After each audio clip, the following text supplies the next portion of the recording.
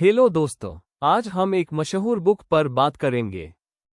Book का नाम है व्हाई नेशंस फेल। इसे लिखा है डैरन एसिमोग्लू और जेम्स रॉबिन्सन ने। ये बुक बताती है कि कुछ मुल्क अमीर किस वजह से होते हैं और कुछ मुल्क गरीब किस वजह से रहते हैं। बिल्कुल। इस बुक का मेन आइडिया है इंस्टीट्यूशंस, जहां फेयर रूल्स होते हैं, लोग अपना काम करते हैं, इन्वेस्ट करते हैं। ऐसे मुल्क ग्रो करते हैं। जहां करप्शन और अनफेयर सिस्टम हो, वहां गरीबी रहती है। ऑथर्स नोगालस का एग्जाम्पल देते हैं। एक शहर यूएस में है और दूसरा मैक्सिको में। दोनों पास पास हैं लेकिन जिंदगी बिल्कुल अलग है। वजह क्या है? कल्चर नहीं, जियोग्राफी नहीं। रीजन है इकोनॉमिक और पॉलिटिकल इंस्टीट्यूशंस। ये डिसाइड करते हैं कि लोगों के पास क्या अपॉर्चुनिटीज है और उनके लीडर्स कैसे काम करते हैं। आज हम एक मशहूर बुक के प्रेफेस का सिंपल वर्जन शेयर करेंगे। रिच कंट्रीज में इनकम और लाइफ स्टैंडर्ड हाई है। पुअर कंट्रीज जैसे अफ्रीका और साउथ एशिया में लोगों की जिंदगी मुश्किल है। 2010 में ट्यूनीशिया के मोहम्मद बुआत्सिसी ने ऑब्जेक्शन स्टार्ट की। इससे अरब स्प्रिंग हुआ और इजिप्ट में होस्नी मुबारक की हुकूमत गिर गई। प्रोटेस्टर्स कहते थे, करप्शन और रिप्रेशन से हम थक गए हैं। उनकी डिमांड्स पॉलिटिकल चेंज और इक्वल राइट्स के लिए थी। कुछ एक्सपर्ट्स कहते हैं इजिप्ट डेजर्ट है, रिसोर्सेज कम हैं। कुछ कहते हैं कल्चर और रिलीजन ग्रोथ के अगेंस्ट हैं। और कुछ कहते हैं रूलर्स को सिर्फ सही एडवाइस चाहिए। लेकिन असल प्रॉब्लम है नैरो एलीट जो अपना फायदा करती है। मुबारक के पास बिलियंस जबकि लोग गरीब रहे। ये पैटर्न सिर्फ इजिप्ट में नहीं, दूसरे पुअर कंट्रीज में भी है। रिच कंट्रीज तब अमीर हुए जब उनके सिटीजन्स ने एलीट्स को चैलेंज किया। इंग्लैंड और यूएस ने पॉलिटिकल राइट्स हासिल किए और इकोनॉमी चेंज हुई। इजिप्ट में ऑटोमन, ब्रिटिश और मोनार्की आए लेकिन सिस्टम सेम रहा। यूनिटी इंपॉर्टेंट है अगर रियल चेंज लाना है। लेकिन ये इजी नहीं होता, कभी फेल होता है, कभी सक्सेस। जब पॉलिटिकल ट्रांसफॉर्मेशन होता है तभी गरीब मुल्क अमीर बनते हैं। दोस्तों, ये था प्रेफेस का सिंपल वर्जन। आज हम एक बहुत इंटरेस्टिंग कहानी शेयर करेंगे जो बुक व्हाई नेशंस फेल से ली गई है। इस कहानी का नाम है so close and yet so different. ये एक रियल लाइफ एग्जाम्पल है जो समझाता है कि नेशंस रिच किस वजह से होते हैं और पुअर किस वजह से होती हैं। एक शहर है जिसका नाम है नोगालस। ये शहर बॉर्डर के दोनों साइड्स पर है, आधा अमेरिका में और आधा मेक्सिको में। नोगालस, एरिजोना जो यूएसए में है, वहाँ लोग रिच है, इनकम ज्यादा है, स्कूल्स और हॉस्पिटल्स बेहतरीन है। लेकिन दूसरी साइड नोगालस सोनोरा जो मेक्सिको में है, वहाँ लोग गरीबी और करप्शन का सामना करते हैं। सबसे इंटरेस्टिंग बात यह है कि दोनों साइड्स के लोग सेम कल्चर शेयर करते हैं। जुबान एक ही है, खाना और ट्रेडिशंस भी लगभग सेम है। और क्लाइमेट भी एक ही जैसा है। तो फिर सवाल उठता है, एक ही शहर के दो हिस्से इतने डिफरेंट किस वजह से हैं? ऑथर्स का जवाब है इंस्टीट्यूशंस। जी हाँ, यूएसए में इंस्टीट्यूशंस इंक्लूसिव हैं। मतलब सिस्टम सबको प्रोटेक्ट करता है, लॉ स्ट्रॉन्ग है और अपॉर्चुनिटीज आम लोगों को भी मिलती हैं। मेक्सिको में इंस्टीट्यूशंस एक्सट्रैक्टिव है। मतलब पावर और रिसोर्सेस सिर्फ एलिट के पास रहते हैं, आम लोगों के पास कम अपॉर्चुनिटीज होती है। इस वजह से एक साइड रिच और डेवलप्ड हो गई, जबकि दूसरी साइड गरीबी और इंस्टेबिलिटी में फंस गई। अक्सर लोग कहते हैं कि रीजन कल्चर होगा या फिर जियोग्राफी या शायद लोगों की सोच। लेकिन क्या ये सभी आंसर सही है? तो ये एग्जाम्पल हमें दिखाता है कि नेशंस के सक्सेस या फेलियर का असली रीजन उनके इंस्टीट्यूशंस होते हैं, ना कि कल्चर, ना geography. General Antonio Lopez de Santa Anna का, जो मेक्सिको का एक पावरफुल जनरल और पॉलिटिशियन था। सैंटा अन्ना ने 1830 से 1850 तक बार बार पावर अपने हाथ में ली। हर दफा उसने डिक्टेटरशिप स्टाइल में मेक्सिको को रूल किया। प्रॉब्लम ये थी कि सैंटा अन्ना अपने फायदे और लक्जरीज के लिए डिसीजंस लेता था। बिल्कुल, उसके लिए मुल्क की डेवलपमेंट सेकेंडरी थी, असल फोकस पावर और वेल्थ को कंट्रोल करना था। सैंटा अन्ना के करप्ट और एक्सट्रैक्टिव रूल की वजह से मेक्सिको की पॉलिटिकल और इकोनॉमिक इंस्टीट्यूशंस बहुत वीक हो गई।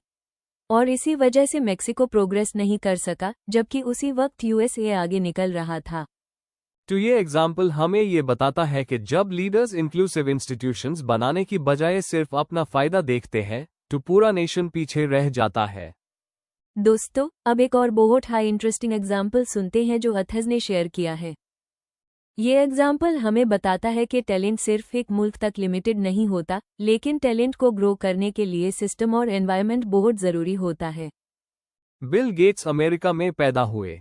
वहाँ के इंस्टीट्यूशंस ने उनको सपोर्ट किया। जी हाँ, इसी सपोर्ट की वजह से वो अपना टैलेंट और बिजनेस आइडिया यूज करके माइक्रोसॉफ्ट क्रिएट कर सके। लेकिन सोचो अगर वही बिल गेट्स किसी गरीब मुल्क में पैदा होते, जहां करप्ट और एक्सट्रैक्टिव इंस्टीट्यूशंस होते, तो शायद वो एक ऑर्डिनरी गोल्डस्मिथ सुनार बनकर रह जाते, अपना फुल पोटेंशियल कभी अचीव ना कर पाते।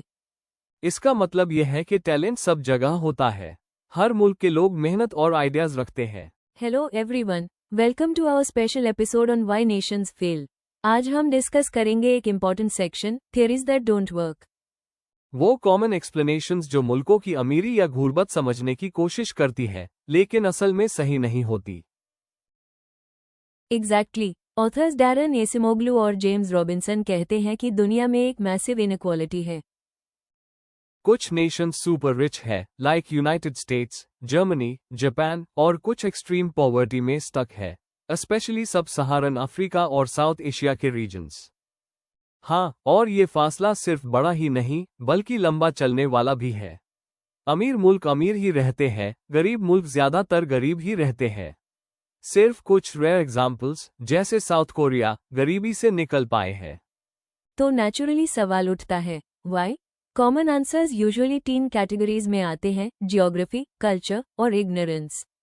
आज हम एक एक करके इनको देखेंगे और समझेंगे कि अथर्स इन्हें क्यों रिजेक्ट करते हैं। सबसे पहले, द जियोग्राफी हाइपोथेसिस। इसके सपोर्टर्स बोलते हैं कि एक नेशन का फ्यूचर डिसाइड होता है उसके फिजिकल एनवायरनमेंट से, क्लाइमेट, सॉइल, रिवर्स, डिजीजेस और नेचुरल रिसोर्सेज। हाँ, आर्ग्यूमेंट ये होता है कि ट्रॉपिकल एरियाज पुअर हैं क्योंकि वहाँ डिजीजेज लाइक मलेरिया कॉमन है, एग्रीकल्चर टफ होती है और प्रोडक्टिविटी लो होती है। और टेम्परेट क्लाइमेट रीजन्स रिच हैं क्योंकि फर्टाइल लैंड और फेवरेबल वेदर है। बेस्ट एग्जाम्पल, नॉर्थ और साउथ कोरिया। दोनों एक ही पेनिनसुला पर है, सेम क्लाइमेट, सेम जियोग्राफी। फिर भी साउथ कोरिया एक एडवांस इकोनॉमी है और नॉर्थ एक्सट्रीम पॉवर्टी में। डिफरेंस क्लियरली इंस्टीट्यूशंस का है।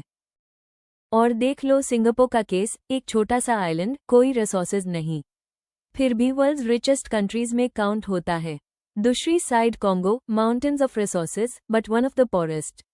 सो geography alone can't explain development. Others कहते हैं कि हाँ, जियोग्राफी कुछ इन्फ्लुएंस करती है, जैसे डिजीजेस, बट मॉडर्न मेडिसिन और पॉलिसीज उसको ओवरकम कर सकते हैं। इसलिए जियोग्राफी हाइपोथेसिस वीक पड़ता है। Next comes the culture hypothesis. इसका क्लेम है कि रिच नेशन सक्सेसफुल इसलिए है क्योंकि उनकी कल्चर मेहनत, ऑनेस्टी, इनोवेशन प्रमोट करती है, और पूर नेशंस की कल्चर सपोजिडली लेजीनेस या शॉर्ट टर्मिज्म एनकरेज करती है। Right. For example, max weber बोलते थे कि प्रोटेस्टेंट वर्क एथिक ने यूरोप और अमेरिका को रिच बनाया। और लोग कहते हैं कि अफ्रीकन या मिडिल ईस्टर्न कल्चर्स मॉडर्नाइजेशन के अगेंस्ट है। कोरिया का एग्जाम्पल फिर से लो, सेम कल्चर, सेम हिस्ट्री, लेकिन अलग इंस्टीट्यूशंस ने ड्रास्टिकली अलग रिजल्ट्स दिए। यस, और जापान का भी इंटरेस्टिंग केस है। 19th सेंचुरी में वेस्टर्न ऑब्जर्वर्स कहते द जापानीज बैकवर्ड हैं, लेकिन जब जापान ने इंस्टीट्यूशंस रिफॉर्म किए तो वही सोसाइटी क्विकली इंडस्ट्रियलाइज हो गई। मतलब कल्चर फ्लेक्सिबल है और इंस्टीट्यूशंस के साथ अडेप्ट होती है। बिल्कुल। सो कल्चर में प्ले सम रोल, बट वो मेन ड्राइवर नहीं है। इंस्टीट्यूशंस ज्यादा पावरफुल है। तीसरा थियरी है द इग्नोरेंस हाइपोथेसिस। ये कहता है कि नेशंस पुअर इसलिए हैं क्योंकि उनके लीडर्स इग्नोरेंट होते हैं, मतलब उनको समझ ही नहीं होता कि कौन से पॉलिसीज ग्रोथ लाएंगे। Welcome back to our podcast. आज का टॉपिक है बहुत interesting, why some countries are rich and others stuck in poverty. हाँ जी, और इसका जवाब मिलेगा व्हाई नेशंस फेल के चैप्टर 3 से, the making of prosperity and poverty. चलिए शुरू करते हैं।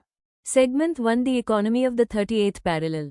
सबसे पहला एग्जाम्पल, कोरिया। एक हाई कल्चर, एक ही लोग, एक ही जमीन, लेकिन दोनों अलग किस्मत। सोचने वाली बात है, डिफरेंस जियोग्राफी या कल्चर का नहीं था, असली फर्क था इंस्टीट्यूशंस का। Segment 2, inclusive vs extractive institutions. तो इंस्टीट्यूशंस असल में क्या होते हैं? ये सोसाइटी के रूल्स ऑफ द गेम है। हाँ, और 2 टाइप्स के होते हैं। इंक्लूसिव इंस्टीट्यूशंस, जहां सबको मौका मिलता है, लॉ इक्वल होता है और इनोवेशन को प्रमोट किया जाता है। एग्जाम्पल, यूएसए, जहां इन्वेंटर्स और एंटरप्रेन्योर्स अपने आइडियाज से दुनिया बदलते हैं। बिल्कुल। और दूसरे होते हैं एक्सट्रैक्टिव इंस्टीट्यूशंस, पावर सिर्फ एलीट्स के पास होती है, बाकी लोग स्ट्रगल करते रहते हैं। Example, colonial Latin America, Spanish elites ने लैंड और रिसोर्सेस अपने कंट्रोल में रखे। Segment 3 Sierra Leone. एक shocking story, Sierra Leone. Diamonds के ट्रेजर होने के बावजूद कंट्री पुअर है। हाँ, सिएरा लियोनी वेस्ट अफ्रीका का एक छोटा कंट्री है। 1961 में ब्रिटिश से इंडिपेंडेंस मिली, लेकिन स्ट्रॉन्ग इंस्टीट्यूशंस बनाने की जगह करप्शन और वीक गवर्नेंस स्टार्ट हो गया। फिर 1991 में सिविल वॉर शुरू हुई। रेबल्स और गवर्नमेंट आर्मीज ने डायमंड्स के कंट्रोल के लिए फाइट किया। यही डायमंड्स को ब्लड डायमंड्स कहा गया, क्योंकि उन्हें सेल करके वेपन्स खरीदे गए। वॉर के दौरान लोगों को एक्सट्रीम वायलेंस फेस करना पड़ा, हाथ पैर कट करना एक कॉमन टेरर टैक्टिक बन गया। इमेजिन करो, एक रिसोर्स जो डेवलपमेंट ला सकता था, वही डिस्ट्रक्शन का सबब बन गया। बिल्कुल, जब लॉ और ऑर्डर हाई ना हो और प्रॉपर्टी राइट्स प्रोटेक्ट ना हो, तो कोई भी इन्वेस्ट या काम करने को तैयार नहीं होता। और इसी वजह से सिएरा लियोनी रिच रिसोर्सेज होने के बावजूद पूर बना रहा। Segment 4 Singapore. सिंगापुर की कहानी सुनो। छोटी सी आइलैंड नेशन, जिसमें ना ऑयल, ना गोल्ड, ना रिसोर्सेज, सिर्फ ह्यूमिड क्लाइमेट और हॉस्टाइल नेबर्स। 1965 में मलेशिया से सेपरेट होके इंडिपेंडेंट हुआ। हाँ, ली कुआ ईयू और उनकी टीम ने डिसाइड किया कि अगर रिसोर्सेज नहीं है, तो इंस्टीट्यूशंस बनानी पड़ेंगी स्ट्रांग। सबसे पहले करप्शन को टारगेट किया, स्ट्रिक्ट लॉज बनाए, पॉलिटिशियंस और ऑफिशियल्स अकाउंटेबल बनाए और एक क्लीन गवर्नमेंट एस्टैब्लिश की। एजुकेशन को प्रायोरिटी दी गई, स्कूल्स और यूनिवर्सिटीज बिल्ड किए, स्किल्ड वर्कफोर्स बनाई और ट्रेड पॉलिसीज ओपन रखी, यानी फॉरेन कंपनीज को अट्रैक्ट करना, पोर्ट्स डेवलप करना और सिंगापुर को एक ग्लोबल हब बनाना। रिजल्ट देखो, आज एक टाइनी आइलैंड जो पहले स्ट्रगलिंग था, अब वर्ल्ड्स रिचेस्ट और सेफेस्ट कंट्रीज में है। फाइनेंस, टेक्नोलॉजी, शिपिंग, हर फील्ड में सिंगापुर टॉप पर है। सोचने वाली बात यह है, सिंगापुर के पास रिसोर्सेज नहीं थे, लेकिन स्ट्रॉन्ग इंक्लूसिव इंस्टीट्यूशंस ने इसे एक ग्लोबल सक्सेस स्टोरी बना दिया। लेसन क्लियर है, रिसोर्सेज नहीं, इंस्टीट्यूशंस हाई डेस्टिनी बनाते हैं। इंस्टीट्यूशंस, नॉट कल्चर और जियोग्राफी। एक बड़ी मिसकंसेप्शन क्लियर करते हैं। अक्सर लोग कहते हैं कि एक कंट्री पुअर है क्योंकि उसका कल्चर बैकवर्ड है या फिर जियोग्राफी टफ है। लेकिन सच क्या है? सच यह है कि कल्चर और जियोग्राफी मैटर करते हैं, लेकिन असली गेम चेंजर हमेशा इंस्टीट्यूशंस होते हैं। एग्जाम्पल लो कोरिया का। नॉर्थ और साउथ कोरिया दोनों की कल्चर और लैंग्वेज सेम है, दोनों एक हाई पेनिनसुला पे बैठे हैं। लेकिन नॉर्थ डिक्टेटरशिप और एक्सट्रैक्टिव इंस्टीट्यूशंस में फंस गया और साउथ इंक्लूसिव इंस्टीट्यूशंस के वजह से रिच बन गया। बिल्कुल, अगर कल्चर सब कुछ डिसाइड करता, तो कोरिया के दोनों हाफ्स एक जैसी होती। लेकिन ऐसा नहीं हुआ, फाक बना रूल्स ऑफ द गेम, यानी इंस्टीट्यूशन। आज हम डिस्कस करने वाले हैं एक बहुत high interesting chapter, small differences and critical junctures किताब व्हाई नेशंस फेल से। ये चैप्टर बताता है कि छोटी सी डिफरेंसेस और हिस्ट्री के बड़े इवेंट्स मुल्कों की तकदीर बदल देते हैं। बिल्कुल, और सबसे जबरदस्त एग्जाम्पल है ब्लैक डेथ, वो प्लेग जिसने यूरोप की आधी से ज्यादा पॉपुलेशन खत्म कर दी। चलिए स्टेप बाय स्टेप समझते हैं। चलिए दोस्तों, शुरू करते हैं पहले सेक्शन से, the world the plague created. Black death एक तबाहकून बीमारी, प्लेग थी जो 14th सेंचुरी में यूरोप, एशिया और नॉर्थ अफ्रीका में फैली। ये डिजीज बैक्टीरिया यर्सिनिया पेस्टिस की वजह से हुई थी। मोस्टली रैट्स और फ्लीज, चूहे और कीड़े के जरिए इंसानों तक पहुंचाया गया। यूरोप की 30% से 50% पॉपुलेशन मर गई, मतलब लगभग 2 to 5 करोड़ लोग। सिम्टम्स में बुखार, उल्टियां, बदन पर सूजन और काले दाग, इसलिए नाम ब्लैक डेथ। इसकी वजह से पूरा सोशल और इकोनॉमिक सिस्टम हिल गया। मजदूर कम हो गए, इसलिए उनकी डिमांड बढ़ गई। कहीं उन्हें ज्यादा आज़ादी मिली, वेस्ट यूरोप, कहीं अन्न पर और ज्यादा कंट्रोल लगा, ईस्ट यूरोप। ये हाई वो क्रिटिकल जंक्चर था जो वाई नेशंस फैल के अथस दिखाते हैं। यहाँ से शुरू होता है the making of inclusive institutions, मतलब ऐसे निज़ाम जो ज्यादा लोगों को शामिल करते हैं, प्रॉपर्टी राइट्स प्रोटेक्ट करते हैं और ग्रोथ के चांसेस बढ़ाते हैं। एग्जैक्टली और इसी प्रोसेस ने वेस्टर्न यूरोप को धीरे धीरे एक ऐसी राह पर डाल दिया जहां से इंडस्ट्रियल रेवोल्यूशन पॉसिबल हुआ। तो एक क्राइसिस ने जो तबाही ला रहा था, कुछ सोसाइटीज को नई अपॉर्चुनिटीज भी दी। यही डिफरेंस डिसाइड करता है कि कौन रिच बनेगा और कौन पुअर। लेकिन ईस्टर्न यूरोप का सीन बिल्कुल अलग था। हाँ, एलीट्स ने सोचा मजदूर कम है, इसलिए उनको और टाइट कंट्रोल करो। नतीजा, मजदूर और ज्यादा गुलाम बन गए, उनकी आज़ादी और कम हो गई। देखा दोस्तों, बस छोटी सी डिफरेंस, लेकिन इसका इम्पैक्ट सदियों तक रहा। ये हमें एक और प्रिंसिपल समझाता है, हिस्ट्री का पथ कंटिंजेंट होता है। मतलब एक हाई इवेंट हर जगह एक जैसा रिजल्ट नहीं देता। ट्रू, प्लेग एक था, लेकिन वेस्ट और ईस्ट यूरोप के लिए उसके कॉन्सिक्वेंसेस टोटली डिफरेंट निकले। क्यों? क्योंकि उनके पहले से एग्जिस्टिंग इंस्टीट्यूशंस अलग थे। दोस्तों, अब हम पहुंच गए हैं चैप्टर 4 के आखिरी हिस्सा पर, understanding the lay off the land. सवाल ये है, इसका मतलब क्या है? तो क्लियर है, अगर तुम देखना चाहते हो कि एक सोसाइटी का फ्यूचर कैसा होगा, पहले उसके इंस्टीट्यूशंस की ले ऑफ द लैंड समझनी होगी। वही डिसाइड करेगी कि क्राइसिस के बाद नतीजा क्या निकलेगा। एग्जैक्टली एक हाई इवेंट ने मुख्तलिफ दुनिया क्रिएट कर दी, सिर्फ इसलिए कि स्टार्टिंग कंडीशंस अलग थी। दोस्तों, अब आते हैं चैप्टर 4 के एंड पर, स्मॉल डिफरेंसेस एंड क्रिटिकल जंक्चर्स का ओवरऑल लेसन।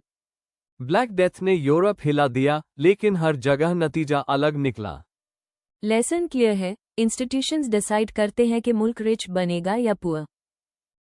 और दोस्तों, सबक ये है कि मुल्कों की तकदीर नेचुरल रिसोर्सेज या कल्चर से नहीं, बल्कि उनके इंस्टीट्यूशन से तय होती है। आज हम डिस्कस करेंगे व्हाई नेशंस फेल का चैप्टर 5। यह चैप्टर बहुत इंपॉर्टेंट है क्योंकि ये एक कन्फ्यूजन क्लियर करता है। कन्फ्यूजन ये कि कभी कभी एक्सट्रैक्टिव सिस्टम्स भी सक्सेसफुल लगते हैं। मतलब डिक्टेटर या ऑथोरिटेरियन हुकूमत कभी कभी स्ट्रॉन्ग ग्रोथ दिखाती है, लेकिन क्वेश्चन ये है, क्या ये ग्रोथ परमानेंट होती है? ऑथर सबसे पहले सोवियत यूनियन का एग्जाम्पल देते हैं। 1930 और 1940 में उनका इंडस्ट्रियल ग्रोथ इतना फास्ट था कि दुनिया हैरान हो गई। फैक्ट्रीज हर जगह खुल रही थी, टैंक्स, प्लेन्स और वेपन्स बन रहे थे। उन्होंने स्पेस रेस में भी अमेरिका को चैलेंज कर दिया। बाहर के ऑब्जर्वर्स को लगा कि कम्युनिज्म ने सच में काम कर लिया है। लेकिन असल में ये ग्रोथ एक इल्यूजन थी। जोर जबरदस्ती से लोगों से काम करवाया जा रहा था। फार्मर्स को लैंड से उठा के कलेक्टिव फार्म्स में भेजा गया, और अगर कोई माना करे तो पनिशमेंट मिलती थी। मतलब लोग अपनी मर्जी से काम नहीं कर रहे थे, उन्हें पुश किया जा रहा था। जब गवर्नमेंट फुल कंट्रोल न लेती है तो शुरू में ग्रोथ तेज हो जाता है, क्योंकि रिसोर्सेज एक जगह फोकस किए जाते हैं। लेकिन लॉन्ग रन में प्रॉब्लम स्टार्ट होती है। इनोवेशन स्टॉप हो जाता है। लोग इन्वेंट या इम्प्रूव क्यों करें जब उनको उसका फायदा मिलना ही नहीं? अगर तुम्हारी इन्वेंशन का क्रेडिट और पैसा सिर्फ गवर्नमेंट ले लेगी तो तुम कोशिश ही क्यों करोगे? यह चैप्टर एक और बड़ी बात हाईलाइट करता है, इनोवेशन और कंट्रोल एक साथ एग्जिस्ट नहीं करते। इसी वजह से यूएसएसआर की टेक्नोलॉजी जल्दी आउटडेटेड हो गई।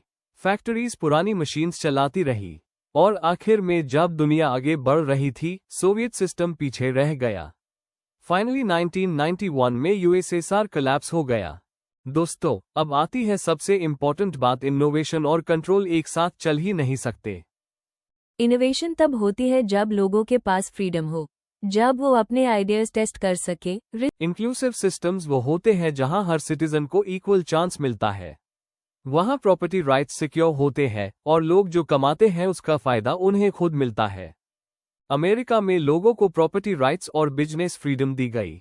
रिजल्ट, कंपनीज डे से एप्पल, माइक्रोसॉफ्ट और गूगल क्रिएट हुए, जो दुनिया बदल गए। इंक्लूसिव सिस्टम्स वो होते हैं जहां हर सिटीजन को इक्वल चांस मिलता है।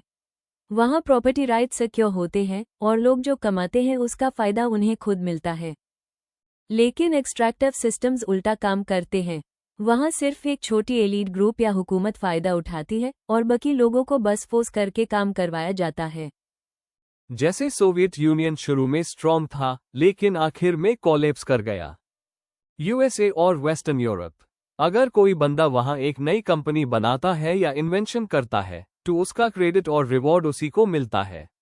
ये ट्रस्ट और मोटिवेशन क्रिएट करता है। सो फाइनल मैसेज सिंपल है, फोर्स और कंट्रोल से नेशन रिच नहीं बनता। सिर्फ फ्रीडम और अपॉर्चुनिटी से सस्टेनेबल प्रॉस्पेरिटी आती है। आज हम बात करने वाले हैं वाई नेशंस फेल के चैप्टर 6 पर, जिसका नाम है ड्रिफ्टिंग अपार्ट। बिल्कुल, चैप्टर का मेन आइडिया यह है कि मुल्क कभी कभी एक ही जगह से शुरू करते हैं, लेकिन छोटी इंस्टीट्यूशनल डिफरेंसेस के वजह से वक्त के साथ वो बिल्कुल अलग रास्ते पर चले जाते हैं। एक रिच हो जाता है और दूसरा पुअर।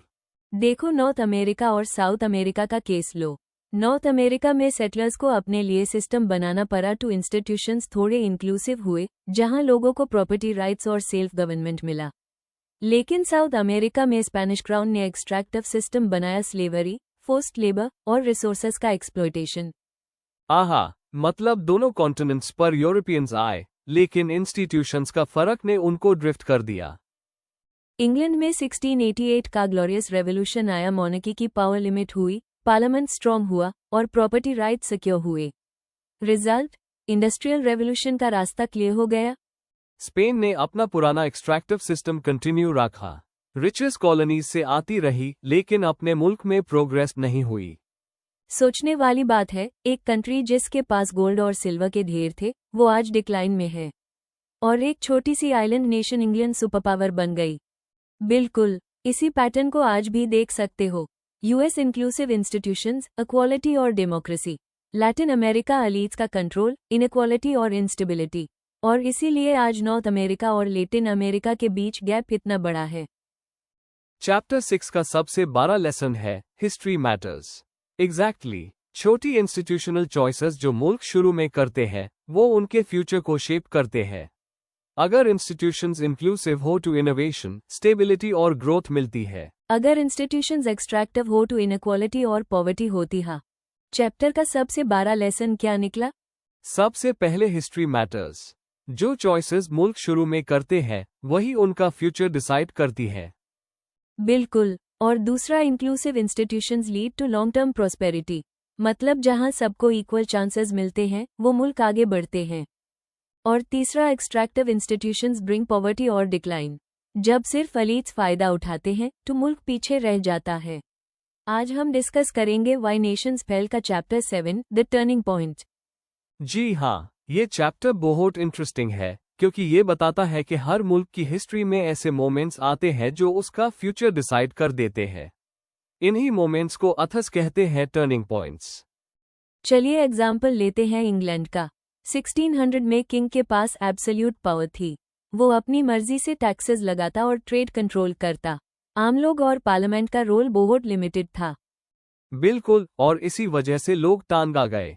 फिर आया 1688 का ग्लोरियस रेवोल्यूशन, एक ऐसा टर्निंग पॉइंट जिसने सब कुछ बदल दिया। द ग्लोरियस रेवोल्यूशन 1688-1689 में इंग्लैंड के अंदर वो इवेंट्स थे जिन्होंने किंग जेम्स II को हटाकर विलियम और मैरी को जॉइंट मोनार्क्स बनाया। आइजे ब्लडलेस रेवोल्यूशन भी कहा जाता है क्योंकि ये काफी पीसफुल था। ये एक बहुत इंपॉर्टेंट टर्निंग पॉइंट था इंग्लिश कॉन्स्टिट्यूशनल डेवलपमेंट में, जिसने पार्लियामेंट का रोल स्ट्रॉन्ग किया और बिल ऑफ राइट्स के जरिए लिमिटेड मोनार्की का प्रिंसिपल एस्टैब्लिश किया। रेवोल्यूशन के बाद किंग जेम्स II को हटा दिया गया और विलियम और मैरी थ्रोन पर आए। लेकिन शर्त ये थी कि पार्लियामेंट सुप्रीम होगा और किंग की पावर लिमिट होगी। इस चेंज का बहुत पॉजिटिव असर हुआ। प्रॉपर्टी राइट्स सिक्योर हुए, इन्वेस्टमेंट और इनोवेशन बढ़ गए, और पॉलिटिकल सिस्टम ज्यादा इंक्लूसिव बन गया। यही चेंजेस ने इंग्लैंड को प्रिपेयर किया इंडस्ट्रियल रेवोल्यूशन के लिए। लेकिन इंटरेस्टिंग बात यह है कि सब मुल्कों ने अपने टर्निंग पॉइंट्स को सही यूज नहीं किया। स्पेन और ओटोमन एम्पायर जैसे मुल्क अपनी एक्सट्रैक्टिव इंस्टीट्यूशंस को और स्ट्रॉन्ग करते रहे, इसलिए वो पीछे रह गए। तो लेसन सिंपल है, टर्निंग पॉइंट्स एक टेस्ट होते हैं। अगर मुल्क इंक्लूसिव रिफॉर्म्स चूज करे तो वो तरक्की करता है। अगर पावर एक एलिट के हाथ में कंसंट्रेट हो जाए तो मुल्क फेल हो जाता है। एग्जैक्टली, और इसीलिए अथर्स कहते हैं कि इंक्लूसिव इंस्टीट्यूशंस बनाए रखना बहुत जरूरी है, वरना कोई भी लीडर उन्हें अपने फायदे के लिए उस कर सकता है। टर्निंग पॉइंट्स एक टेस्ट की तरह होते हैं। जो नेशंस इंक्लूजन चूज करते हैं वो प्रॉस्पर करते हैं, जो एक्सट्रैक्शन चूज करते हैं वो फेल करते हैं। दोस्तों, ये था चैप्टर 7, द टर्निंग पॉइंट। हमें बताएं आपको ये एपिसोड कैसा लगा, और अगले पार्ट में हम डिस्कस करेंगे chapter 8, not on our turf. आज हम वाई नेशंस फेल के चैप्टर 8 को समझेंगे, जिसका नाम है not on our turf. Barriers to development. इस चैप्टर में अथर्स बताते हैं कि डेवलपमेंट के रास्ते में सबसे बड़ा रुकावट खुद रूलिंग एलीट्स होते हैं। एलीट्स यानी वो लोग जो ऑलरेडी पावर और पैसे में हैं। उन्हें लगता है कि अगर नए रिफॉर्म्स, इंडस्ट्रीज या टेक्नोलॉजीज आ गए तो उनकी मोनोपोली और कंट्रोल टूट जाएगा। इसलिए वो डेलिबरेटली रिफॉर्म्स को रोक देते हैं। यही वजह है कि इस चैप्टर को कहा गया है नॉट ऑन अ टर्फ, मतलब हमारे एरिया में ये चीज़ अलाउ नहीं होगी। तो ये एलीट्स रिफॉर्म्स से इतना डरते क्यों थे? डर की वजह सिंपल है। इंडस्ट्रियल रेवोल्यूशन से नए लोग, जैसे फैक्ट्री ओनर्स और वर्कर्स, इकोनॉमिकली स्ट्रांग होते। जब लोग स्ट्रांग होते हैं वो पॉलिटिकल राइट्स और फ्रीडम मांगते हैं। ये डायरेक्टली मोनेकी या एलीट्स की कुर्सी के लिए खतरा होता। इसलिए रूलर्स ने कहा, better to stop development than to lose our power. चलिए कुछ एग्जाम्पल्स देखते हैं। Ottoman empire, printing press Europe में नॉलेज और अवेयरनेस का सोर्स बना, लेकिन ऑटोमन्स ने इसे रोक दिया। क्यों? क्योंकि वो नहीं चाहते थे कि आम लोग एजुकेटेड होकर उनकी अथॉरिटी को क्वेश्चन करें। ऑस्ट्रिया, हंगरी और रशिया, 19th सेंचुरी। जब इंडस्ट्रियल रेवोल्यूशन यूरोप में फैल रहा था, इन मुल्कों के रूलर्स ने डेलिबरेटली फैक्ट्रीज और इंडस्ट्रीज स्लो की। उन्हें डर था कि नए बिजनेसमैन और वर्कर्स मोनेकी को चैलेंज करेंगे। कॉलोनीज, ब्रिटिश और स्पेनिश कॉलोनीज में रूलर्स ने इंडस्ट्रीज और एजुकेशन को लिमिट रखा। उनका फायदा इसमें था कि लोकल लोग वीक रहें और हमेशा डिपेंडेंट रहें। लेसन यह है कि डेवलपमेंट के रास्ते में सबसे बड़ा बैरियर खुद रूलिंग एलीट्स हैं। वो अपने फायदे के लिए इंक्लूसिव रिफॉर्म्स, टेक्नोलॉजी और इंडस्ट्रियलाइजेशन को रोक देते हैं। और जब तक इंस्टीट्यूशंस इंक्लूसिव नहीं बनते, नेशंस प्रोग्रेस नहीं करते। ये था chapter 8 not on our turf, barriers to development. इससे हमें समझ आता है कि कभी कभी प्रॉब्लम जियोग्राफी या कल्चर नहीं होती, बल्कि पावर होल्डर्स का अपना खौफ होता है जो नेशंस को फेल करता है। True progress begins only when fear of losing power is replaced with courage to build inclusive institutions. Otherwise, barriers to development will always keep nations behind. Welcome back to हमारी podcast series जो कि book why nations fail पर based है, लिखी गई Darren एसिमोग्लू और James Robinson ने। आज हम डिस्कस कर रहे हैं चैप्टर 9 रिवर्सिंग डेवलपमेंट। ये चैप्टर हमें दिखाता है कि कैसे एक सक्सेसफुल और रिच सोसाइटी भी पीछे गिर सकती है और अपना डेवलपमेंट खुद डिस्ट्रॉय कर सकती है। तो सवाल ये है, डेवलपमेंट रिवर्स क्यों होता है? सिंपल जवाब है, जब एलीट्स प्रोग्रेस ब्लॉक कर देते हैं। जब नए आइडियाज, नए इंडस्ट्रीज या नए लोग ऊपर आना शुरू करते हैं, तो पुराने पावरफुल लोगों को डर लगता है कि उनका कंट्रोल खत्म ना हो जाए, और इस डर की वजह से वो ग्रोथ को रोक देते हैं। रिजल्ट, पूरी सोसाइटी डिक्लाइन कर जाती है। Venice story. चलिए वेनिस की मिसाल लेते हैं। मिडिल एजेस में वेनिस दुनिया का ट्रेडिंग हब था, बहुत रिच था। इंस्टीट्यूशंस इंक्लूसिव थे, मतलब हर बंदा ट्रेड कर सकता था, नए मर्चेंट्स भी ऊपर आ सकते थे। लेकिन जब नए लोग पैसा कमाने लगे तो ओल्ड एरिस्टोक्रेट्स को खतरा महसूस हुआ। 1297 में उन्होंने सेराता नाम का लॉ पास किया, जिसमें सिर्फ एलीट फैमिलीज को पॉलिटिक्स और इकोनॉमिक पावर दी गई। रिजल्ट, इनोवेशन स्लो हो गया, ट्रेड गिर गया, और वेनिस जो एक वक्त में सुपर पावर था, धीरे धीरे डिक्लाइन कर गया।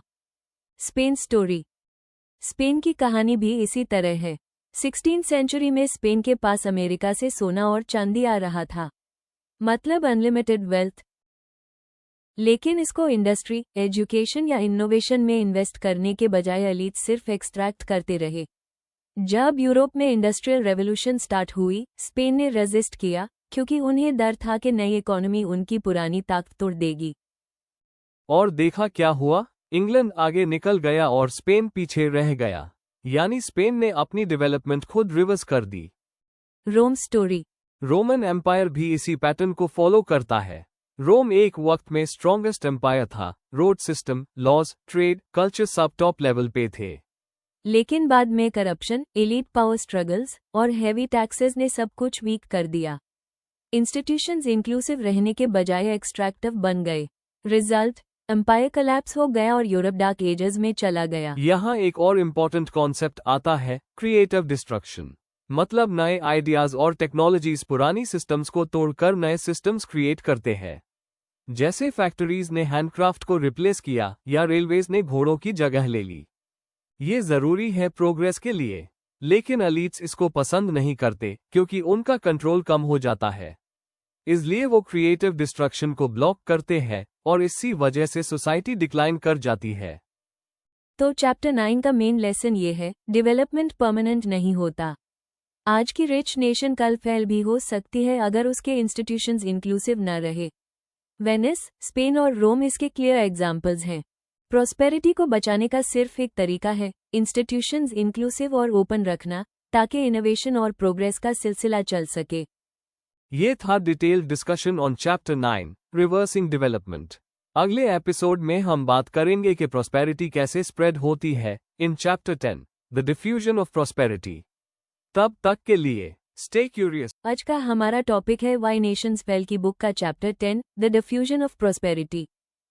इस चैप्टर में हम ये देखेंगे कि तरक्की एक मुल्क से दूसरे मुल्क तक कैसे फैलती है और कभी कभी क्यों बॉर्डर पर ही रुक जाती है। एग्जाम्पल्स भी डिस्कस करेंगे, जैसे Europe, America, Russia, Ottoman empire और जापान, और समझेंगे कि असली फर्क जियोग्राफी या कल्चर का नहीं, बल्कि इंस्टीट्यूशंस का होता है। सोचो, तरक्की को आग की तरह जहां जलती है उसकी लाएं अगले इलाकों तक फैल जाती है। The Industrial Revolution is the best example of this. At the end of the 1700s, Britain ignited this fire with steam engines, factories, and railways. Soon, this fire spread to Belgium, France, Germany, and America. कुछ rulers और elites के लिए नई technology progress नहीं थी, बल्कि एक खतरा थी। जैसे ऑस्ट्रिया हंगरी में रेलवेज और इंडस्ट्रीज का मतलब था कि पेजेंट्स अपनी जमीन और लैंडलॉर्ड से निकल जाएंगे, इसलिए उन्होंने रेल एक्सपेंशन स्लो कर दी। रशिया में भी ऐसा ही हुआ। वहां की इकोनॉमी सर्फडम पे चल रही थी, जहां किसान जमीन से बंधे हुए थे। फैक्ट्रीज और ट्रेन्स इस सिस्टम को तोड़ देती, इसलिए रशिया ने रिफॉर्म्स लेट किए और 1861 में सर्फ्स को आज़ाद करने के बाद भी डेवलपमेंट बहुत धीरे आई। और फिर ऑटोमन एम्पायर, वहां प्रिंटिंग प्रेस को सेंचुरीज तक बंद कर दिया गया। क्योंकि अगर आम लोगों के पास नॉलेज आ जाता तो रूलर्स और रिलीजियस एलीट्स का कंट्रोल कम हो जाता। जब यूरोप में हजारों किताबें प्रिंट हो रही थी, ऑटोमन्स अभी भी अंधेरे में थे। यूएस में इंक्लूसिव पॉलिसीज आए, जैसे होमस्टेड एक्ट, जहां लैंड आम लोगों को भी मिली। इंस्टीट्यूशंस ओपन और फेयर, द इनोवेशन वेलकम था। लेकिन मेक्सिको में लैंड सिर्फ एलीट्स के पास था, हैसिएंडास बन गई। कुछ अमीर लोगों ने सारा कंट्रोल रख लिया और आम आदमी के लिए कोई चांस नहीं बचा। रिजल्ट, प्रॉस्पेरिटी नॉर्थ में फैल गई लेकिन साउथ में रुक गई। यहाँ एक लेसन क्लियर है, प्रॉस्पेरिटी तभी फैलती है जब पॉलिटिक्स स्पेस बनाती है। जापान बेस्ट एग्जाम्पल है। 1868 का मेजी रेस्टोरेशन आया, सामुराई और फ्यूडल लॉर्ड्स का कंट्रोल कम हुआ। जापान ने यूरोप और अमेरिका को कॉपी किया, इंडस्ट्रीज, एजुकेशन, आर्मी रिफॉर्म्स, और थोड़े ही सालों में एक मॉडर्न पावर बन गया। कॉन्ट्रास्ट करो चीन के साथ। किंग डायनेस्टी ने मॉडर्नाइजेशन से इनकार किया क्योंकि उन्हें अपनी अथॉरिटी खत्म होती नजर आए। रिजल्ट, जापान ऊपर गया और चीन वीक और कॉलोनाइज्ड हो गया। यही पैटर्न एक्सप्लेन करता है ग्रेट डाइवर्जेंस को, क्यों कुछ नेशंस आगे निकल गए और कुछ पीछे रह गए। वेस्टर्न यूरोप और यूएस ने डिफ्यूजन एब्रेस किया, इनोवेशन फैला और प्रॉस्पेरिटी आई।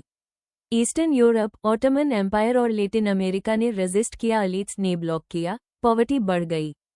तो बात सिंपल है, ना कल्चर ना जियोग्राफी, सिर्फ और सिर्फ इंस्टीट्यूशंस मैटर करते हैं। और आखिर में जब इंस्टीट्यूशंस इंक्लूसिव होते हैं तो प्रॉस्पेरिटी इजीली स्प्रेड होती है। हर नई चीज ग्रोथ को और तेज कर देती है। इसे कहते हैं वर्चुअस सर्कल।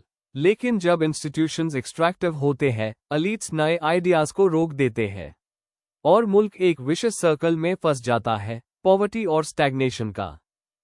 तो चैप्टर 10 का लेसन ये है, प्रॉस्पेरिटी कंटेजियस है लेकिन गारंटीड नहीं। यह डिपेंड करता है पॉलिटिक्स, पावर और इस बात पर कि रूलर्स चेंज को एब्रेस करते हैं या ब्लॉक। ये था the diffusion of prosperity from why nations fail. Next episode में हम चैप्टर 11 डिस्कस करेंगे, the virtuous circle. Stay tuned. आप सुन रहे हैं हमारी podcast series why nations fail पर, जिसे लिखा है डैरन एसिमोग्लू और जेम्स रॉबिन्सन ने। आज का हमारा टॉपिक है चैप्टर 11, द वर्चुअस सर्कल। ये चैप्टर बताता है कि जब किसी मुल्क में इंक्लूसिव इंस्टीट्यूशंस बैन जाते हैं, यानी ऐसे रूल्स जो सबको इक्वल चांस देते हैं, तो वो मुल्क के आई के पॉजिटिव साइकिल में चला जाता है। ये साइकिल मुल्क को और ज़्यादा मजबूत और खुशहाल बनाता है। वर्चुअस सर्कल का बेसिक आइडिया ये है, जब इकोनॉमी इंक्लूसिव होती है तो मिडिल क्लास मजबूत होती है। ये मिडिल क्लास डेमोक्रेसी और राइट्स डिमांड करती है, और इंक्लूसिव पॉलिटिक्स फिर इकोनॉमी को प्रोटेक्ट करता है करप्शन और एलिट के कंट्रोल से। एग्जाम्पल, यूनाइटेड स्टेट्स, जब इकोनॉमी ने इंडस्ट्रियल ग्रोथ दी, मिडिल क्लास ने और ज़्यादा डेमोक्रेटिक राइट्स डिमांड किए। इस वजह से सिस्टम मजबूत होता गया और करप्शन को लिमिट किया गया। हिस्टोरिकल एग्जाम्पल्स, चलिए कुछ मिसालें लेते हैं। ब्रिटेन, ग्लोरियस रेवोल्यूशन 1688, पहले The Glorious Revolution of 1688 involved the deposition of King James II and the succession of his Protestant daughter Mary II and her husband, William III of Orange, due to James's Catholic faith and his attempts to increase royal power. This event led to the exile of James and established a new governing system where Parliament held more power than the monarch, leading to a constitutional monarchy. Causes: religious tensions. James II was a Catholic, which was unpopular with the largely Protestant population. His efforts to support religious freedom for Catholics and the birth of a Catholic heir raised alarm. Monarchical power.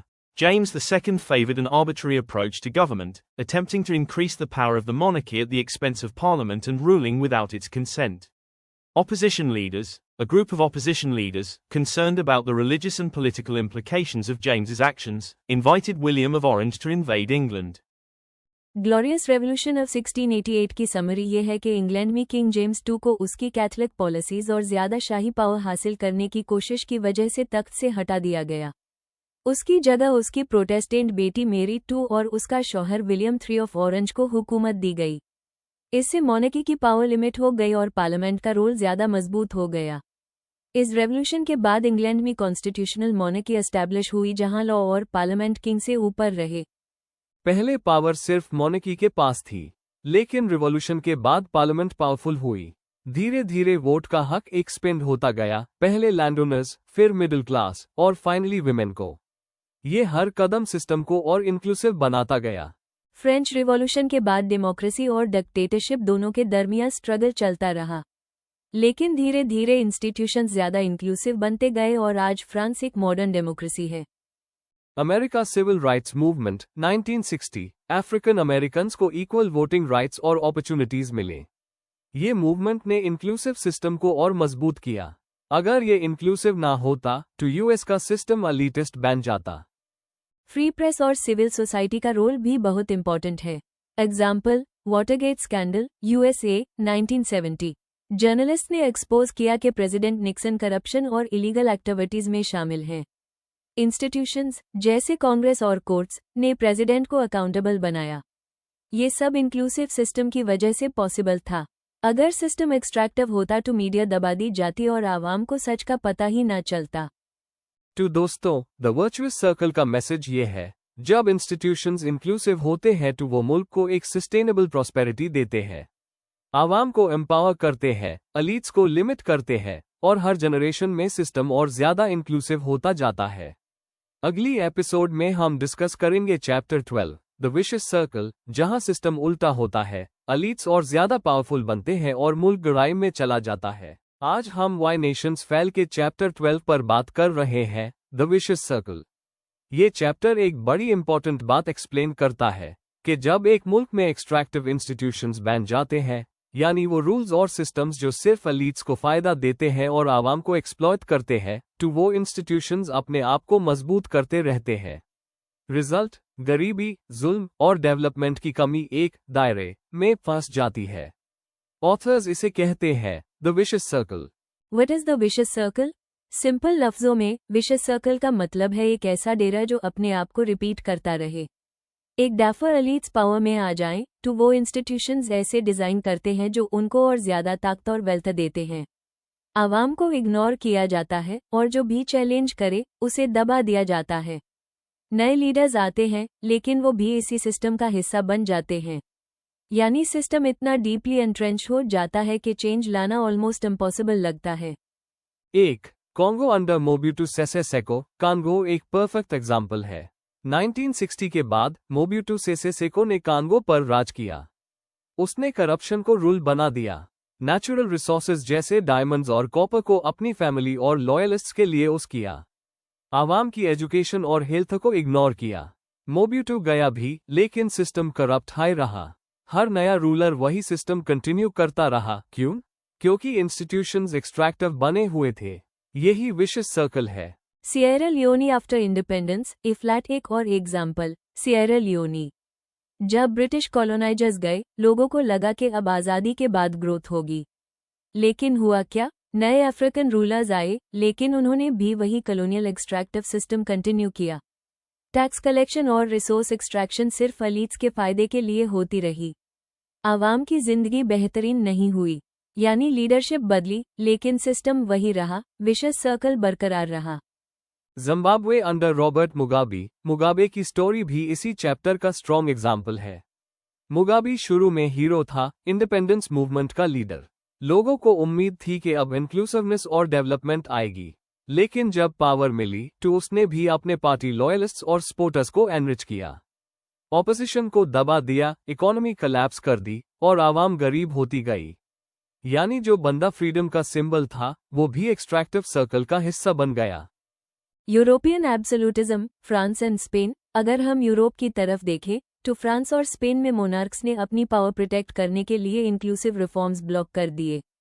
वहां monarchy इतनी strong थी कि आवाम और parliaments की कोई अहमियत नहीं थी। इस वजह से इंक्लूसिव इंस्टीट्यूशंस डेवलप नहीं हुए। इसके कॉन्ट्रास्ट में इंग्लैंड में 1688 का ग्लोरियस रेवोल्यूशन हुआ, जहां मोनार्की की पावर लिमिट की गई और इंक्लूसिव इंस्टीट्यूशंस क्रिएट हुए। यहां विशेष सर्कल तोड़ दिया गया, लेकिन फ्रांस और स्पेन में वो बरकरार रहा। Why vicious circle is hard to break? Others एक इम्पॉर्टेंट पॉइंट बनाते हैं। एक्सट्रैक्टिव इंस्टीट्यूशंस अपनी सर्वाइवल गारंटी करते हैं। वो सिस्टम ऐसे लॉस, कोर्ट्स और पॉलिसीज बनाता है जो एलीट्स को और ज्यादा कंट्रोल देते हैं। ऑपोजिशन वीक होती रहती है, इनोवेशंस और रिफॉर्म्स ब्लॉक कर दिए जाते हैं, और आवाम जनरेशंस तक गरीब ही रहती है। यही वजह है कि कंट्रीज जैसे कांगो, सिएरा लियोन और जिम्बाब्वे बार-बार कोलैप्स होते हैं, क्योंकि वो इस विशियस सर्कल से निकल नहीं पाते।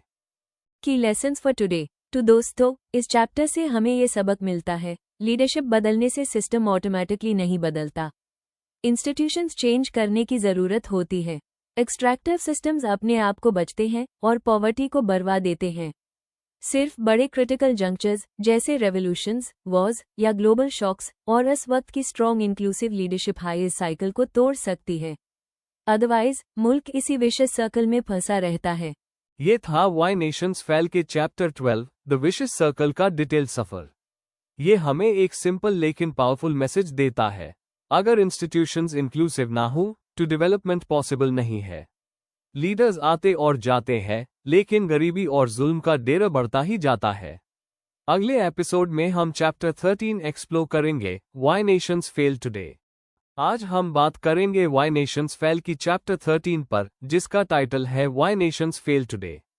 ये चैप्टर हमें दिखाता है कि फेलियर सिर्फ हिस्ट्री का हिस्सा नहीं है, बल्कि आज के मॉडर्न वर्ल्ड में भी वही प्रॉब्लम्स चल रही हैं। एलीट्स, करप्शन और एक्सट्रैक्टिव इंस्टीट्यूशंस अभी भी कंट्रीज को पीछे खींच रहे हैं। कॉलोनियलिज्म खत्म हो गया, लेकिन उसके इंस्टीट्यूशंस जिंदा रह गए। सिर्फ रूलर्स बदल गए, पहले ब्रिटिश और फ्रेंच थे, अब लोकल एलीट्स हैं। लेकिन सिस्टम वही का वही, रिसोर्सेज एक्सट्रैक्ट करो, पब्लिक को एक्सप्लॉइट करो और पावर अपने हाथ में रखो। इसका सबसे बड़ा नतीजा ये हुआ कि अफ्रीका, लैटिन अमेरिका और एशिया के बहुत से मुल्कों में पॉवर्टी और इंस्टेबिलिटी बढ़ गई। चलिए एक एग्जाम्पल लेते हैं जिम्बाब्वे का। जब रॉबर्ट मुगाबे ने इंडिपेंडेंस के बाद पावर ली, सबको उम्मीद थी कि अब फ्रीडम और प्रॉस्पेरिटी आएगी।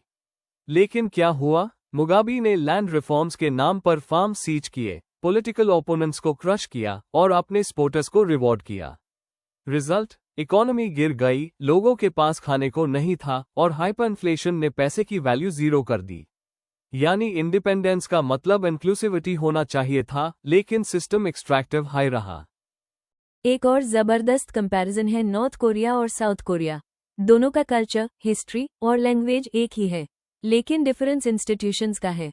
साउथ कोरिया ने इंक्लूसिव इंस्टीट्यूशंस बनाए, free markets, innovation, democracy.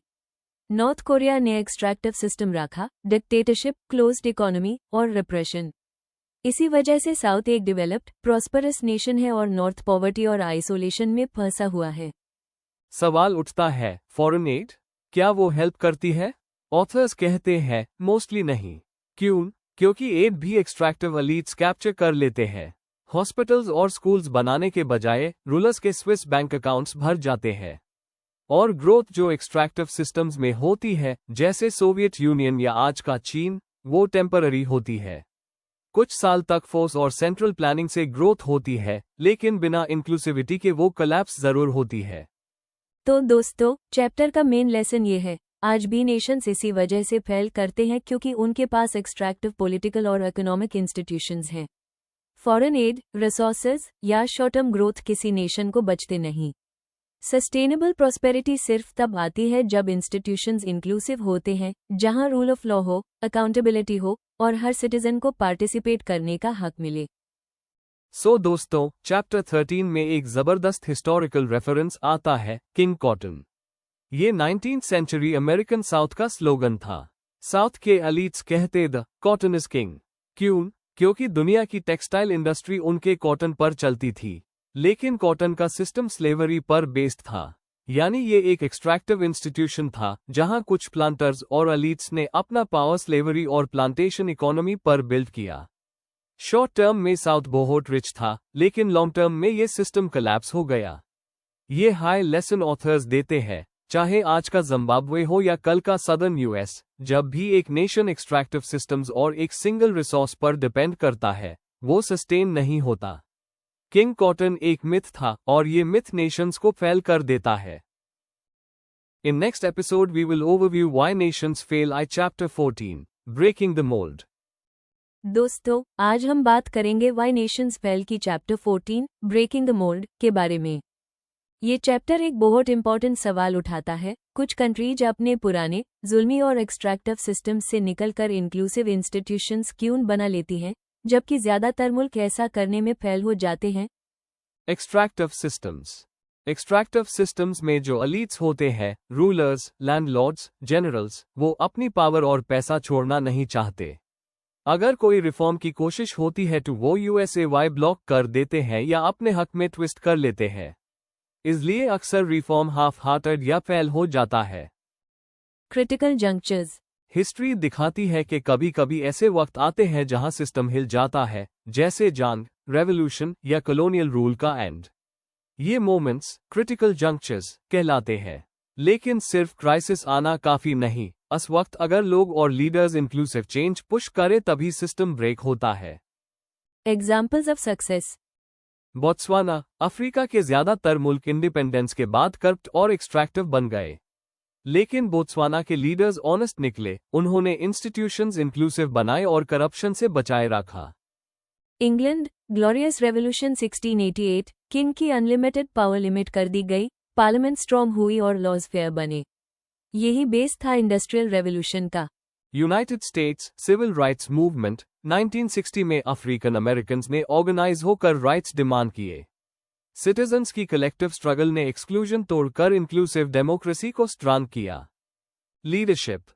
Leaders are very important, but if the public does not hold them accountable, even good leaders can become corrupt. That's why real inclusive institutions are built only when citizens stay active and organized to push the system forward. Rebirth of China 1980 से लेकर आज तक, China fastest growing economy बन गया। लोग poverty से निकले, industry grow हुई और चीन ग्लोबल सुपरपावर के लेवल पे आ गया। लेकिन एक कैच है, चीन के इंस्टीट्यूशंस अभी भी फुली इंक्लूसिव नहीं है। पॉलिटिकल सिस्टम कम्युनिस्ट पार्टी के कंट्रोल में है। फ्रीडम और डेमोक्रेसी लिमिटेड है। बुक ये हाईलाइट करती है कि अगर चाइना इंक्लूसिव पॉलिटिकल रिफॉर्म्स नहीं करेगा तो ग्रोथ सस्टेन करना मुश्किल हो जाएगा। China's rebirth gives us a complex lesson. Breaking the extractive system and creating new rules is essential. Economic reforms and a bit of inclusiveness can lift society upward.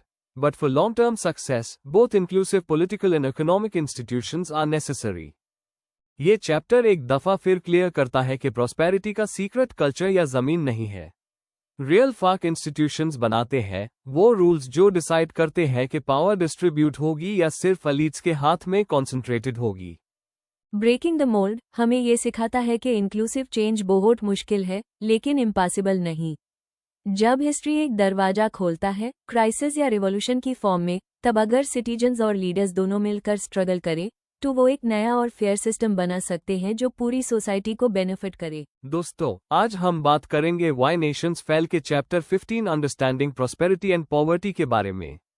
ये किताब के लास्ट चैप्टर्स में से एक है और यहाँ ऑथर्स डैरन एसिमोग्लू और जेम्स रॉबिन्सन अपनी पूरी रिसर्च को समराइज करते हैं। आप कहीं भी इस किताब को उठाएं, एक सेंट्रल सवाल सामने आता है, क्यों कुछ मुल्क अमीर है और कुछ गरीब? और इसका जवाब समझने के लिए हमें इंस्टीट्यूशंस के रोल पर फोकस करना पड़ता है। अथर्स कहते हैं कि कोई भी मुल्क सक्सेसफुल टैब बनता है जब उसके पास इंक्लूसिव पॉलिटिकल और इकोनॉमिक इंस्टीट्यूशंस होती हैं। इंक्लूसिव इंस्टीट्यूशंस वो होते हैं जो लोगों को हक देते हैं, उन्हें पार्टिसिपेट करने का मौका देते हैं, इनोवेशन और मेहनत का रिवॉर्ड देते हैं। वहीं अगर इंस्टीट्यूशंस एक्सट्रैक्टिव हों, जहां पावर सिर्फ एलीट्स के पास हो और आवाम को एक्सप्लॉयट किया जाए, तो मुल्क कभी सस्टेनेबल तरक्की नहीं कर सकता। जियोग्राफी और कल्चर आर्ग्यूमेंट रिजेक्ट। अथर्स फिर से क्लियर करते हैं कि जियोग्राफी या कल्चर प्रॉस्पेरिटी का असल सबब नहीं है। अफ्रीका में रिसोर्सेज बहुत ज्यादा हैं, लेकिन एक्सट्रैक्टिव सिस्टम्स ने उन्हें एक्सप्लॉयट करके लोगों को गरीब रखा। साउथ कोरिया और नॉर्थ कोरिया का कल्चर और लोकेशन एक ही है, लेकिन एक इंक्लूसिव इंस्टीट्यूशंस के वजह से तरक्की कर गया और दूसरा पॉवर्टी में डूब गया। Ignorance argument reject. कुछ लोग कहते हैं लीडर्स बस गलतियां करते हैं इसलिए मुल्क फेल करते हैं, लेकिन अथर्स कहते हैं कि ये इग्नोरेंस नहीं, डेलिबरेट चॉइस होती है। एलीट्स को पता होता है कि उनकी पॉलिसीज लोगों को गरीब कर रही हैं, लेकिन वो अपना पावर और वेल्थ बचाने के लिए ऐसा करते हैं। Critical junctures leadership. एक और इम्पॉर्टेंट बात यह है कि हिस्ट्री में क्रिटिकल जंक्चर्स जैसे वार्स, रेवोल्यूशंस या ग्लोबल शॉक सोसाइटीज को नई डायरेक्शन देते हैं।